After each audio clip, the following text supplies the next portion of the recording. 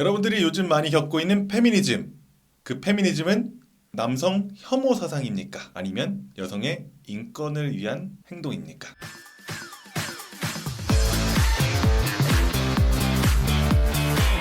안녕하세요. 그것 좀 알고 싶다 고민맨입니다. 요즘 댓글 달기 더 무서워지셨죠? 요즘 댓글을 잘못 달기만 해도 엄청난 쌍욕들을 먹기 쉽습니다. 얼마 전에 제 지인이 댓글을 한 번도 달지 않았던 사람입니다. 근데 어떤 한 글을 보고 열이 받아서 글을 달았다고 했는데요. 제가 그 어떤 기사냐고 물어봤더니 바로 리얼돌에 관련된 글이었습니다. 요즘 여성의 인권 신장 운동들을 많이 하고 있는데 지금 이 리얼돌 사태는 여성의 인권을 하락하는 행동들이다. 여성을 성적 상품화해서 여성들의 인권을 하락하려는 혐오적인 부분들이다. 이런 것들은 이루어지지 않아야 된다. 그래서 난 절대 반대를 하게 된다. 그리고 내 남자친구가 이런 걸 쓰게 된다면은 이런 것도 이해할 수가 없다. 라고 글을 달자마자 신기한 일이 벌어지게 되는 거죠. 바로 1분도 안 돼서 쌍욕들을 먹게 됩니다. 아이씨. 예전에 한 조사기관에서 이런 것들을 조사했어요. 인터넷 자유도는 한국이 몇 위 정도 되는가? 바로 19위를 차지하게 되고요. 그 중에서도 사용자 권리 침해에 대한 부분들은 40점 만점에서 19점을 받게 됩니다.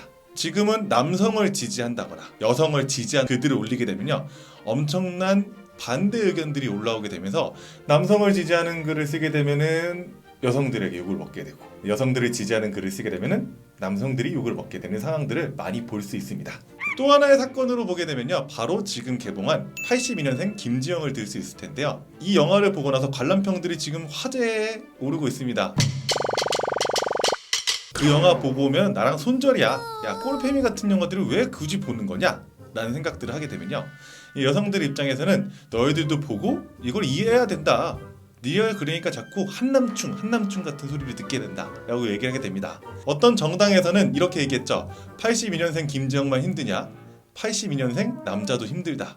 정당에서 자신들이 대변한 글은 아니라고 했지만 이게 어떻게 보면은 우리 남성들의 입장을 대신해서 해주는 말이 아닐까 싶은 생각들을 하게 됩니다. 페미니즘을 어떻게 하면은 더 발전시킬 수 있을까에 대한 부분들보다는 페미니즘에 대한 이야기들을 했을 때 잘못 지지만 하게 되면은 남성 혐오주의 사상, 여성 혐오주의 사상으로 지금은 전쟁 같은 싸움들을 하고 있죠. 그래서 지금은 어느 한 팀이 없어지지 않는 한 종결될 것 같은 기미들이 보이지 않게 됩니다. 그래서 우리는 지금 계속해서 부딪히는 것들이 바로 가치관과 가치관의 싸움이라고 볼 수 있는데, 그 가치관과 가치관의 싸움들이 결국 남녀, 성별 싸움으로 번지게 됩니다.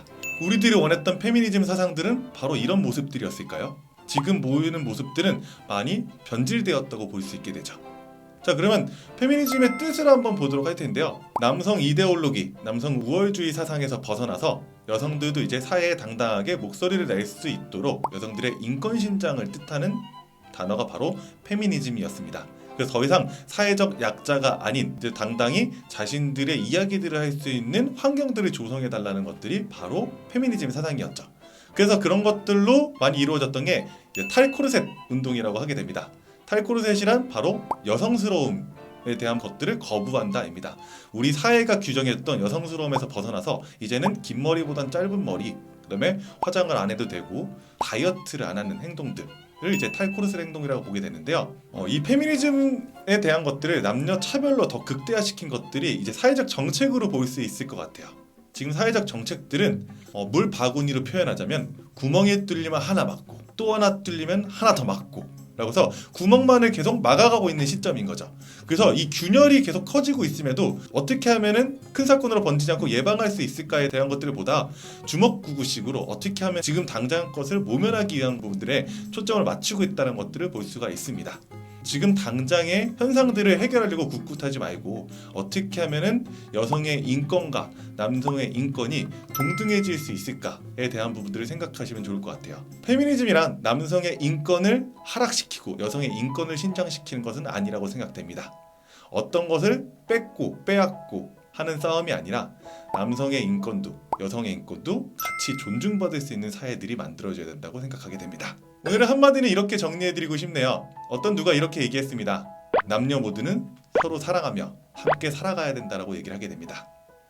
남성의 입장에서 여성의 입장에서 공감해주기는 상당히 어렵습니다. 하지만 서로가 이해하려는 노력들이 조금 필요할 것 같습니다. 남성을 혐오하기보다는, 그리고 여성을 혐오하기보다는 어떻게 하면은 여성의 인권, 남성의 인권이 동등한 입장에서 공존할 수 있을지에 대한 이퀄리즘에 대해서 생각해 보아야 될 것 같습니다. 지금도 멈추지 않는 남녀 싸움, 그리고 그 주제 페미니즘, 지금이라도 공격적인 언어보다 서로가 이해해서 조금씩 균형을 맞춰간다라고 생각을 하시면 좋을 것 같습니다. 오늘도 뻔하지만 뻔하지 않고 가볍지만 가볍지 않은 이야기들로 나누어 봤습니다. 다음번에도 더 재밌고 더 핫한 이슈들로 여러분들과 함께 고민을 풀어보도록 하겠습니다. 감사합니다.